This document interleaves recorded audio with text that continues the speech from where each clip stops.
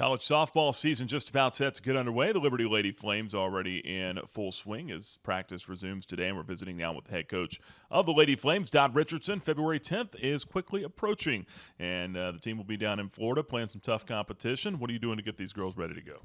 First of all, we cannot wait. Seems like forever. What have we been doing? Working really hard. So proud of the team. These young ladies, I'm telling you, they're starting to visualize it. They're starting to dream about it. And the dreams are going to become a reality. So we've got some great competition this season. We encourage everyone to be a part of it. You're going to keep following the Lady Flames. You're going to be having a good time with us. Yeah, look at some of those opponents you're going to be facing. National runner-up Auburn, third-ranked Florida, eighth-ranked UCLA, number 9 Oregon. Some lofty expectations then, I guess, for this team if you're putting that kind of a schedule together. Well, to be the best or become the best, you have to compete against the best. And that's what we're doing. We've been very blessed here at Liberty to have the opportunity with the budget to be able to travel and to compete at the highest level.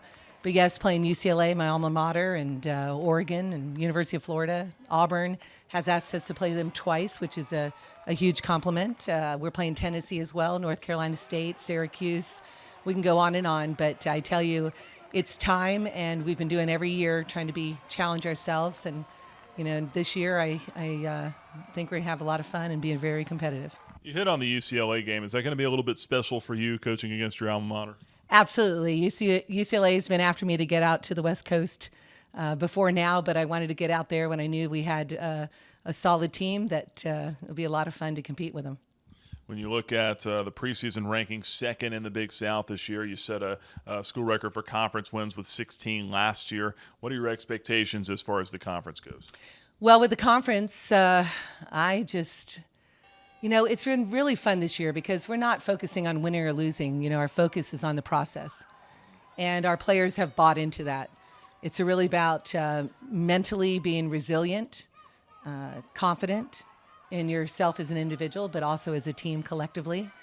I think our belief in, the Lord is our Savior and knowing He's given us these gifts and opportunities really gives you a sense of comfort to say, I'm doing what I was born to do. And when our players feel that way, they are free to express themselves, not worried about the results or the outcome. And when you get a team like that who's gelling with each other and in that mission, a lot of great things could happen. Let's talk about the team a little bit and some of the newcomers that you have coming in, a very talented class. Seems like it's sort of highlighted by the Bishop twins. Give us an idea of what their role is going to be here this year, and how much do you expect out of freshmen, regardless of how talented they are? Yes, when you talk about the Bishop twins, Autumn and Amber, very talented. They tried out for the Junior Olympic team.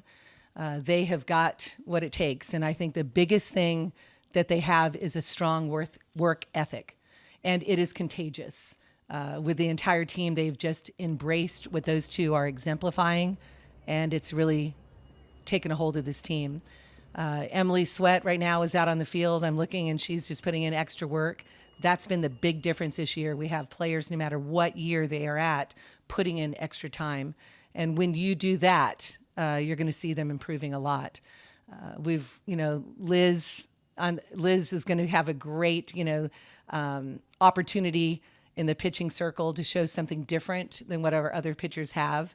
We're excited about that. Kayla Harris, she also is going to be providing a good look in regards to catching and potentially at first base and with her stick.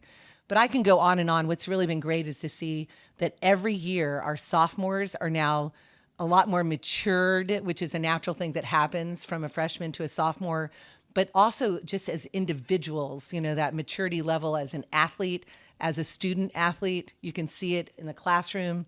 You can see it in their leadership. You can see it on the field.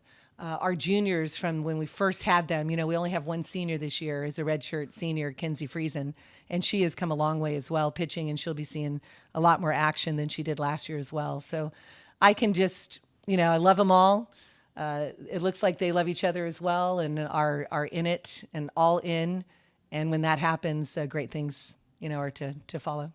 Kind of along those lines, where you talking about that step from freshman to sophomore, when you look at players like Jacqueline Amader and Tori Zavadny that now have that experience under their belt, what does that do for the rest of the team heading into this year?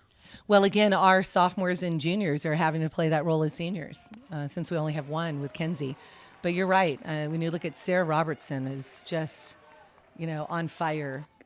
She's all in. And, Jacqueline is going to be challenged this year because I've taken her from the outfield to put her to a middle infielder, which is what we need.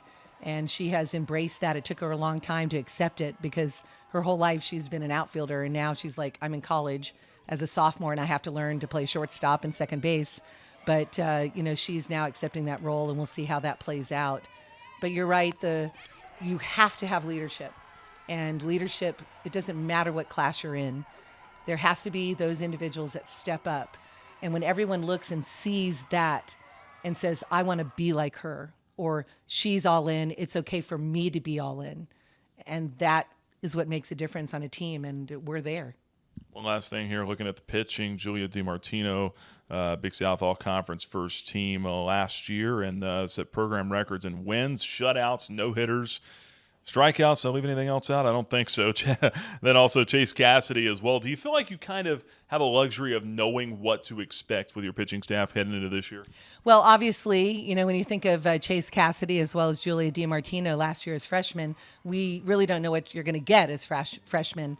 And Julia stepped it up big time. They're both gamers.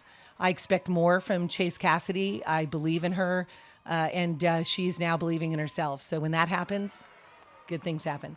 Julia is, like I said, give her the ball and she's ready to go. It doesn't matter what is happening in her life. It's like it's a whole nother world when she steps between the lines. And that's really what you want as an athlete. The other, like I said, when talking about Liz and Stephanie Marlowe and Kenzie Friesen, everyone is going to be playing a part. When you have a pitching staff like that, we're going to be able to look at opponents and say, where's their weaknesses? What do we need to do? What is our focus going to be? And hopefully as the pitching staff comes together, they're going to be able to complement each other and be very effective doing it. Appreciate your time. Wish you the best of luck coming up here on February 10th and even before. Thank you very much. I've been waiting for this interview. So come on season. We're ready to go. That's Dot Richardson, the head coach of the Liberty Lady Flames here on the Liberty Flames Sports Network.